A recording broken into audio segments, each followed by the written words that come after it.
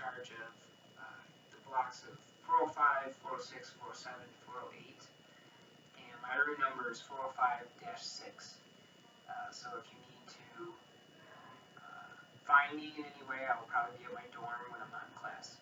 So this is the hall meeting that we usually would have outside the laundry room in the middle of UVE East every year. But unfortunately this year, we can't all meet. It's too many people at once. So that's why we're doing YouTube videos instead to basically sum up everything we need to know about campus this year and the new information that I have to provide for you guys. So to start off, a little bit about me. I am a 5th year student, mechanical engineering major. It's my last year, so I'm super excited to finally say that I'm almost done and graduating. And on campus, I have been pretty involved. I was in Cardinal Formula Racing in Pioneer, and that took up a lot of my time. And I retired from that position. I was a team leader for a while. So now I mainly work, as an RA, but I also work in the foundry as a research assistant, where we pour metal for research that the Navy funds, the Office of Naval Research. So that's a very cool job to have, and I really enjoy it. So anyway, to get into the nitty-gritty of why you're here, why you're watching this video, because I don't want to waste your time, and I respect your time, and I don't like when people waste my time. So we'll get right into it. So welcome. So the duty phone number and duty, the postings that you see on your door should show you what my name is, what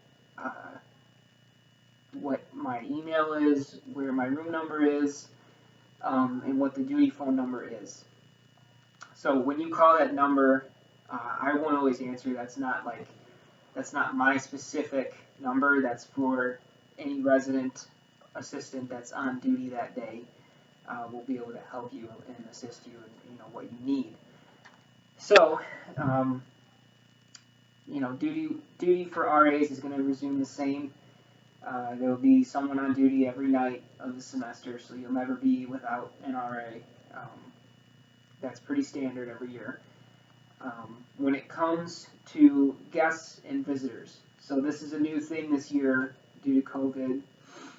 So the university defines a guest as someone who is a student here, someone who physically goes to SVSU right now and resides on campus, in the campus community. You can have a guest in your dorm, you can have multiple guests in your dorm. There's specific hours that the university has outlined, and my big rule for you guys is that they're not supposed to stay overnight. That's technically not what they're supposed to do. The other term that the university has defined is visitors. Visitors are people that are non-students, like unfortunately your parents, any friends that are from any other university, any kind of family that don't go here. Anyone that does not reside on campus is considered a visitor, and they're not allowed. They're just simply not allowed this year, and I'm sorry. I'm usually not like that.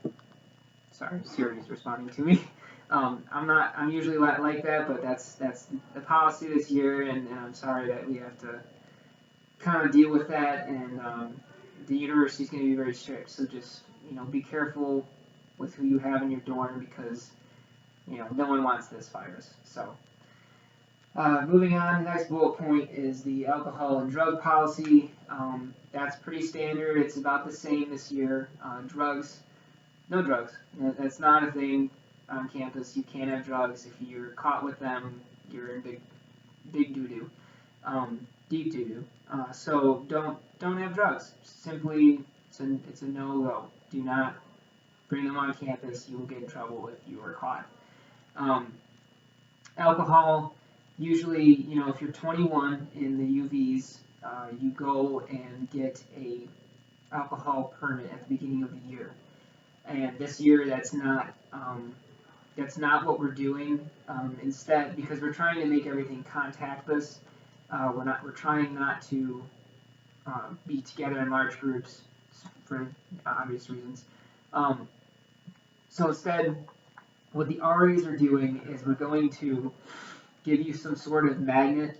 If you're 21, you'll get this special magnet. It will go on your fridge, and so whenever there's a situation in your dorm, or we want to make sure that you're 21, you can look on your fridge and say, oh, they have the magnet. We know they're 21.